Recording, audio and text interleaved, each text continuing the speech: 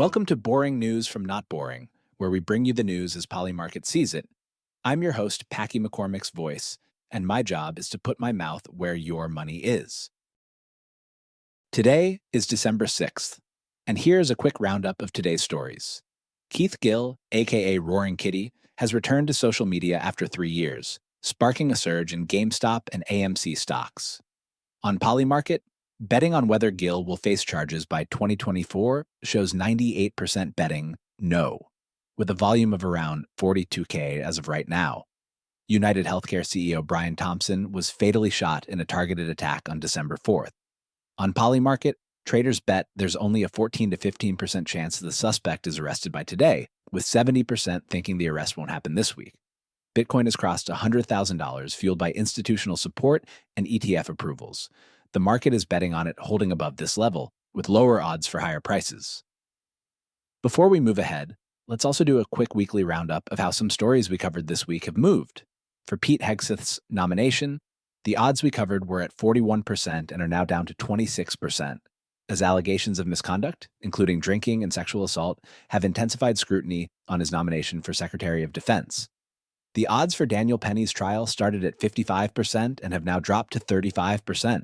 Reflecting a growing belief that he may not be convicted as the jury continues deliberations with signs of potential deadlock, despite strong evidence from the prosecution, including the medical examiner's conclusion that Penny's chokehold caused Jordan Neely's death and new developments such as a civil lawsuit filed by Neely's father.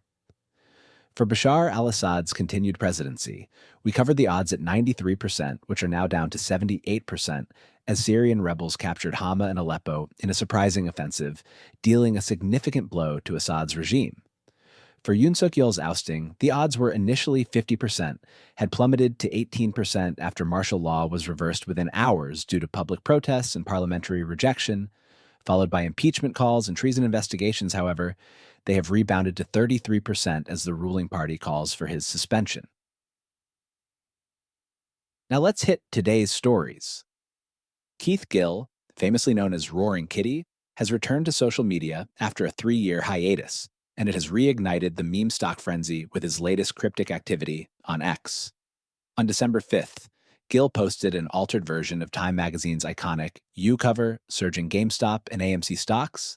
GameStop shares jumped as much as 16% during intraday trading, peaking at around $31 before settling at $28.60, while AMC Entertainment saw a 12% rise to $5.55 at its highest point. The trading session was marked by heightened volatility, even triggering temporary halts in GameStop trading due to rapid price swings. A Solana-based memcoin named after GameStop, too, surged 72% following this recent activity. In 2021, Keith Gill, through detailed analyses shared on social media, argued that GameStop was undervalued, inspiring a wave of retail investors to buy the stock. This movement led to a 1,600% surge in GameStop's price, inflicting massive losses on hedge funds that had heavily shorted the stock. This event even brought him to Congress to testify about the market impact of retail trading. He even faced a lawsuit for alleged securities fraud related to his GameStop activities, which was quickly withdrawn. On Polymarket, people are betting on whether he'll face formal charges by the end of 2024. The market is seeing high activity with a volume of around 42Ks right now. There hasn't been any official legal action against him yet, and though the odds of him being charged went to as high as 12% yesterday, the market is betting heavily on no outcome too, with around 98% of traders betting against him being charged. We'll keep an eye out, but for now, let's move on. Brian Thompson, the CEO of United Healthcare, was fatally shot in the morning of December 4th. Thompson was shot multiple times at close range in what police have described as a targeted attack.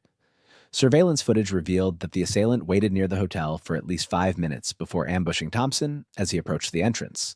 The gunman fled into Central Park, leaving behind cryptic clues with shell casings reportedly engraved with the words "deny, defend, and depose." These inscriptions have fueled theories that the motive could be tied to grievances against United Healthcare's controversial practices, including claim denials and systemic issues in the U.S. healthcare industry. There is an ongoing manhunt for the perpetrator. On Polymarket, people are betting on when the suspect will be arrested. Since its launch on December 4th, trading has seen high activity with over $44,000 volume. Current odds suggest only a 14 to 15% likelihood by today. Most participants believe the suspect will remain at large through Sunday, with odds around 70% for no arrest by week's end. The investigations continue. The markets may shift if new evidence emerges or if law enforcement makes significant progress. Let's move on to our last story for the day. Bitcoin surpassed $100,000 after Trump picked crypto advocate Paul Atkins to lead SEC. On Polymarket, many believe Bitcoin will stay above $100,000 for now. But as we look at $105,000 and on $10,000, the chances drop to about 70% and 50% and drops further more for even higher price predictions. The market has seen very high activity with a volume of around $1.9 million in just the last 24 hours. The approval of spot Bitcoin ETFs in the US, particularly by firms like BlackRock, Fidelity, and Invesco, has brought institutional legitimacy to the crypto market. BlackRock has led the ETF trading, and its Bitcoin trust alone has attracted $50 billion in assets, which has significantly boosted the market confidence. Past events like Bitcoin halvings and earlier ETF launches have shown that these kinds of events often push prices higher. The Crypto Fear and Greed Index has also reached a striking 78, signaling extreme greed among investors. Looking ahead, Bitcoin's institutional backing is expected to grow under a more pro-crypto U.S. administration. Each of the stories we covered today is ongoing and may change dramatically. For updates and detailed odds, head to polymarket.com. That's all the news that's fit to predict. This is me, Packy McCormick's voice, signing off. May the odds be ever in your favor.